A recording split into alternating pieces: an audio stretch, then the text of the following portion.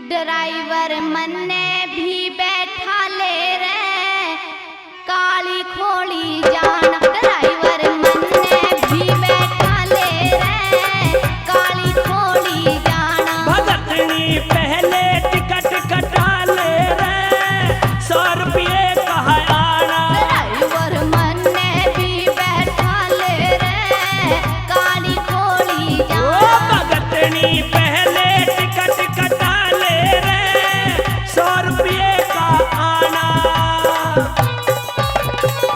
एक बात बता दूं तने, टिकट लगेगा 100 रुपये का, बैठे या मत बैठे। ऐसे कैसे 50 रुपए का हवा टिकट? 50 रुपये ब्लैक चल रहे हैं बाबा मोहन राम के धाम पे जाने के लिए। तू चाड़ा कर जाता, मेरी बात सुन। सुना दे।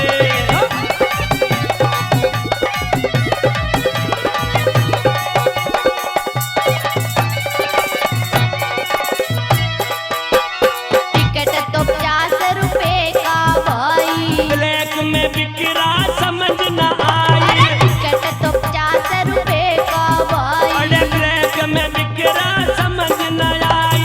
कंडक्टर कर चाड़े रे पैसे सही बताना। भगतनी पहले टिकट कटा ले रे 100 रुपये कहा आना। ड्राइवर मन्ने भी बैठा ले रे काली खोली जाना। भगतनी पहले टिकट कटा ले रे 100 रुपये का आना।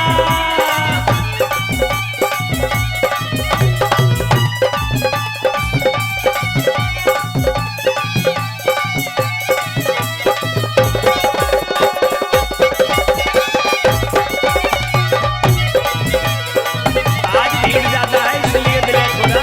बाबा मोहन राम का भादों का मेला है। हाँ तेरे कायदे अलग हैं। ब्लैक करने का गुण सहका जा।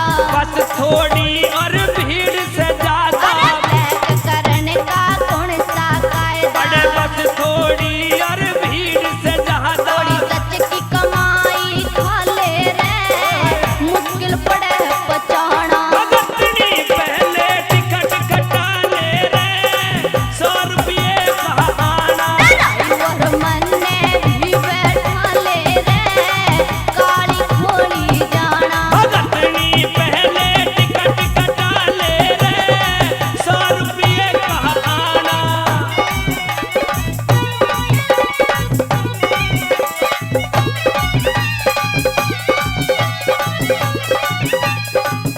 एक बात बताऊं, हाँ बता। मेरे बाबा जी ने पता लग गई ना हाँ। तेरी अच्छी जगह खिंचवा देंगे। बाबा ही तो दे रहा है। बाढ़ पे तो पटक देंगे तुझे खा के। हाँ सुन ले।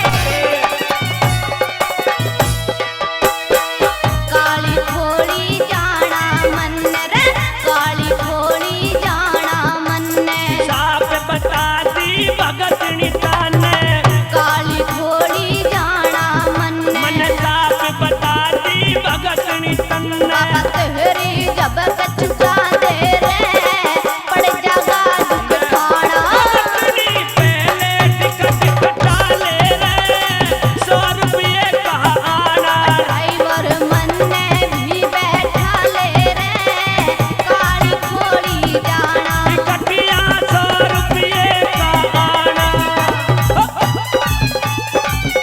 रहने दे क्यों बावड़ा हो रहा तू? बाबा मोहन राम ने ये दे रखा है। कंडक्टर लगा दिया हमें बाबा मोहन राम ने सरकारी बस में।